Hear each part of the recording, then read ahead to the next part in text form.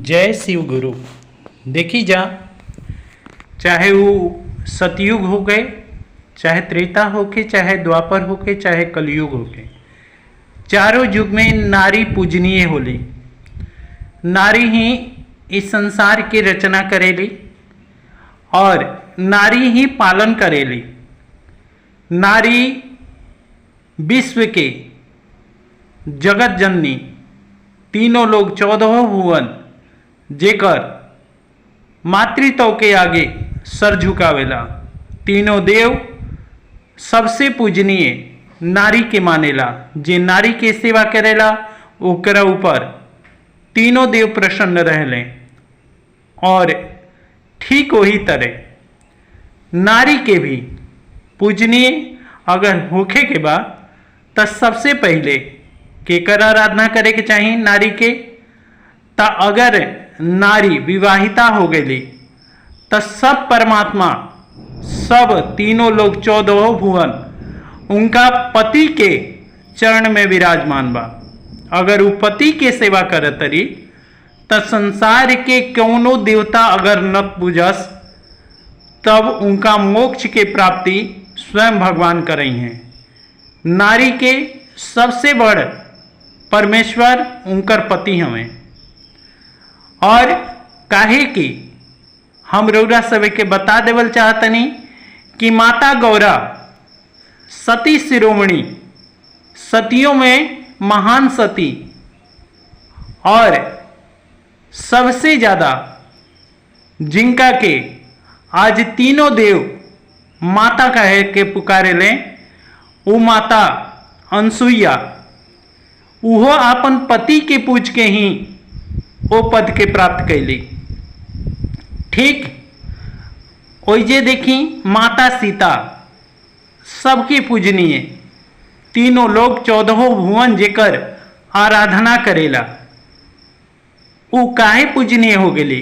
काहे कि भगवान श्री राम के चरण सुबह उठ के पखारत रही, अपन आंचल पर उनकर पदरज लेत रही, जौना के चलते वो पूजनीय हो गई। देखी जा, कलयुग होके, चाहे सतयुग होके, चाहे द्वापर होके, चाहे ऊ कौनो युग होके, अगर पूजनीय बने के बाद तो नारी के सबसे पहले अपन पति की सेवा करे के पड़ी। कलयुग में ये हरदम देखे में आवता कि कलयुग में नारी की क्रोध सबसे ज्यादा भावी हो गई बा, प्रबल हो गई बा।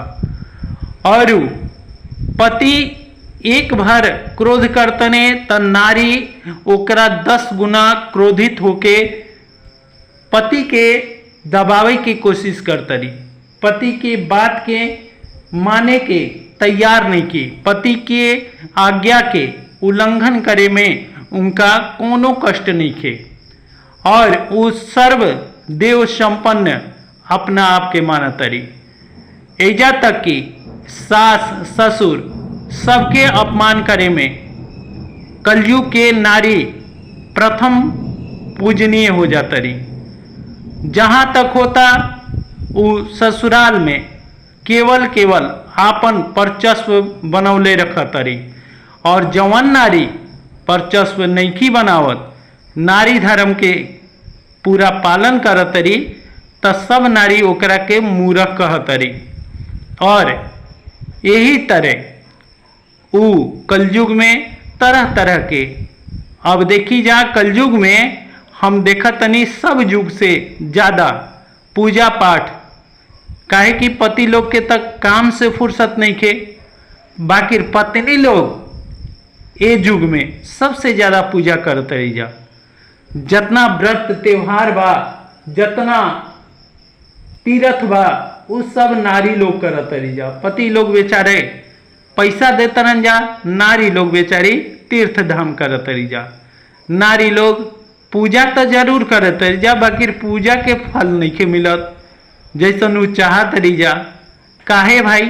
ये चीज पर प्रश्न चिन्ह उठता कि नारी कलयुग में सबसे ज्यादा पूजा करत रही जा, तो पूजा के फल भी तो प्राप्त होके के चाहिए। एकर कारण यह बा कि नारी जब तक अपन पति के सेवा में संलग्न ना हुई हन जा तब तक उनका कोनो फल पूजा के प्राप्त ना हुई। जब तक वो अपन पति के पति ना मनिहन जा, परमेश्वर ना मनिहन जा, पति के आज्ञा के उल्लंघन करत रहिहन जा, पति के आज्ञा के सिरोधार्य ना करिहन जा, तब तक वहन जना के पूजा के फल प्राप्त ना हुई। काहे कि माता गौरा कतनो भगवान शिव अपन आराधना में चाहे अपन तप में लागा रहत रहन, बाकी भांग पीस के सबसे पहले माता गौरा तैयार रहत रही। सबसे पहले उठ के पति के चरण सबसे पहले अपन माथा पर लगावत रही, जौना के चलते अब सती शिरोमणि माता गौरा भैली।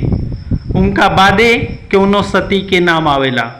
अगर सती के पूजा होता, कोनो पूजा पाठ में अगर नाम लियाता, तो सबसे पहले गौरा जी के स्थापना कल जाला। गणपति और गौरा के बिना कौनो पूजा संपन्न ना हो सकता। कौनो पूजा के छोट से लेके बड़ तक सबसे पहले पंडित जी गौरा और गणेश के पूजा सर्वप्रथम करवावेलन जा। काहे कि ऊ नारी शक्ति बन के ये नारी के सबसे पहले प्रेरणा बननी। बाकी आज हम देखतनी कलयुग में केहू भी नारी उनका बनावल नियम पर केहू नहीं चलत। माता सत्यम सुया जौन तीनों देव के का बना देली, बालक बना देली अपन तप से। उ तप के कर रहे, उ तप उनकर पतिव्रता के रहे। पतिव्रता से, पति के सेवा से तीनों देव के जवन नारी बालक बना सकतिया, अपना गोद में बैठा सकतिया, तवन नारी आज कलयुग में ओकरा पूजा के फल नहीं के प्राप्त होकत। का कह ओकरा घर में धन धान्य के बजाय ओकरा घर में दरिद्रता के वास होता। ओकरा घर में तरह तरह के कलह कलेश उत्पन्न होखत रहता। और उ का पूजतिया और का देखतिया कि हमार ग्रह शांति नहीं के, हमार पूर्वज शांति नहीं कन, हमरा पितृ दोष बा तो हमरा पूजा दोष बा। ऐसन कोनो दोष नहीं के, कोनो शनि महाराज, कोनो पितृ दोष, कोनो किस्म के ओकरा ऊपर दोष ना लगी। काहे कि नारी सर्वप्रथम होली और नारी सर्वप्रथम पूजनीय होली।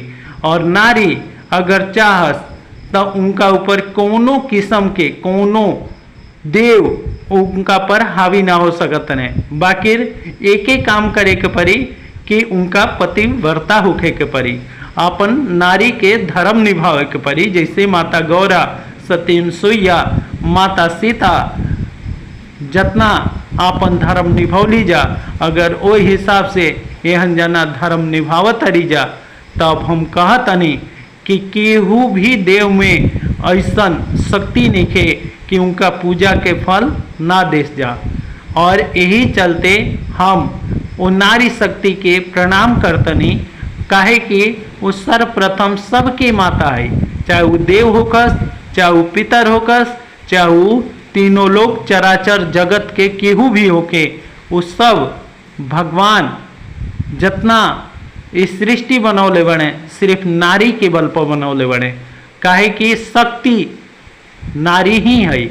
और उस शक्ति के हम प्रणाम करतनी और शक्ति से हाथ जोड़ के निवेदन करतनी कि अगर वो पूजा के फल एक कलयुग में चाहतरी तो सर्वप्रथम आपन पति की सेवा करस जा, पतिव्रता धर्म के पालन करस जा।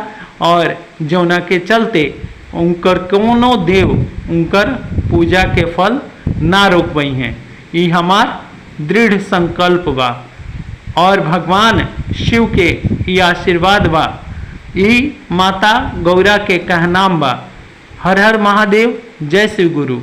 और ये बात अगर सत्य बा तो रौरा सभे एक बार माता गौरा के और भगवान शिव के सत सत नमन अवश्य करी जा। जय शिव शंकर।